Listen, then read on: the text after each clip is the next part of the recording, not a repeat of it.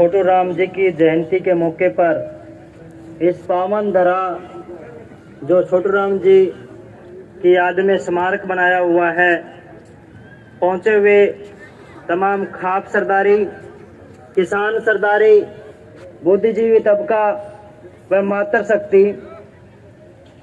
देखिए, जब हमारे खाप पंचायतों के सिरमौर डॉक्टर ओम प्रकाश धनखड़ जी बोल चुके हैं, उसके बाद मेरे जैसा अगर कोई अदना सा आकर के बोल रहा है तो उसके लिए मैं आप सभी से क्षमा प्रार्थी हूं और पहले ही माफी मांग रहा हूं। कोई शब्द ऊपर नीचे कहा जाए तो अभी जो है योगामा प्रधान नसीहत दे रहे थे कि हमें जो है राजनीति पे बात नहीं करनी चाहिए। हमारे आदरणीय हैं, उनकी बात जो है हमें सिर माथे रखने की जरूरत है, परंतु हमें इन चीजों को नहीं भूलना चाहिए कि चौधरी छोटू राम जो वकालत कर रहे थे, जब उन्होंने देखा कि आज सांप्रदायिकता, आज जो भ्रष्टाचार, आज भाई भतीजावाद चरम के ऊपर है और किसान और मजदूर उसकी हालत,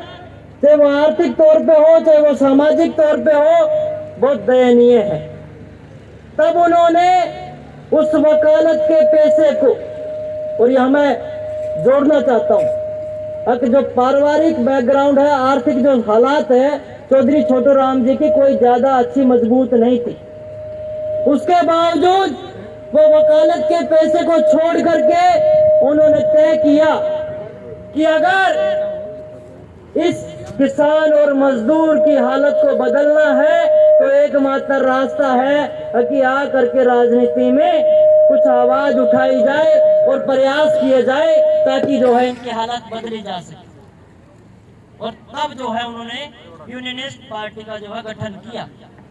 अतः हम आज उनके इस जन्म दिवस के मौके पे अपने वक्तव्य से, अपनी बातचीत से, अपने पूरी जो हमारी चर्चाएं हैं उनसे राजनीति को दूर नहीं कर सकते।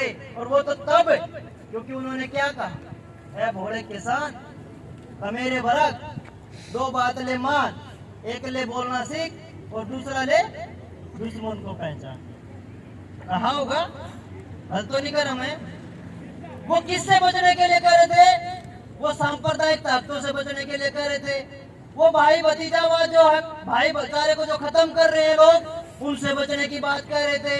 जो हमारे को गुलाम रखना चाहते हैं उनसे बचने की बात कर रहे थे और साथ में कह रहे थे बोलना सीख। अब बचना है तो फिर बोलना भी पड़ेगा, गलत को गलत कहना पड़ेगा। या तो जो है हम मोदी जी को या फिर फलाने XYZ को हम अपना आका मान ले, हम मान ले कि जो उसने जो कह दिया वो ठीक है, पत्थर की लकीर है, या फिर उसे खिलाफ बोल ले। फिर उसे खिलाफ बोलेंगे तो क्या कहेंगे? हमें आतंकवादी कहेंगे, हमें खालिस्तानी कहेंगे, हमें गुंडा चटाऊ कहेंगे, हमें कम्युनिस्ट कहेंगे, हमें कांग्रेसी कहेंगे, पता नहीं क्या क्या कहेंगे। कहा होगा, सबने सुना होगा।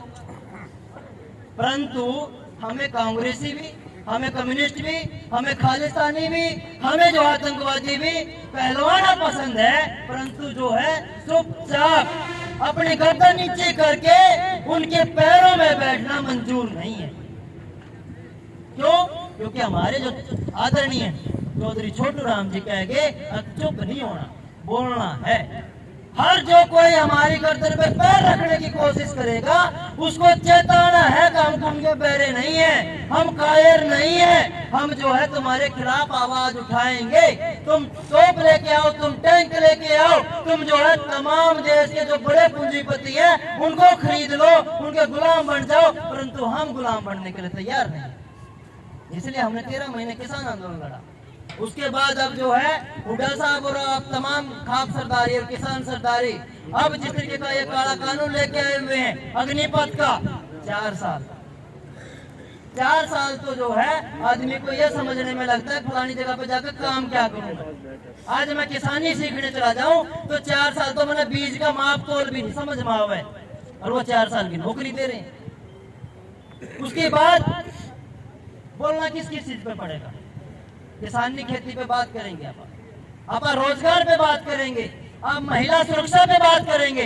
आए दिन आज जो है हमारी बहन बेटियों के साथ जिस तरीके के हालात हरियाणा के अंदर बने हुए हैं, और अकेले हरियाणा के अंदर क्यों, पूरे देश के अंदर जिस तरीके से बहन बेटियों के आए दिन सरेआम जो उनके साथ गुंडागर्दी होती है, सरेआम जो उनके साथ छेड़छाड़ की घटनाएं होती हैं, उनको टुकड़ों टुकड़ों में काट करके जिस तरीके से फेंका जा रहा है, और ये हमारे तानाशाह जो कहते हैं सबका साथ सबका विकास, उसके ऊपर बोलने के लिए तैयार नहीं है, उसके ऊपर बोलने के लिए तैयार नहीं है।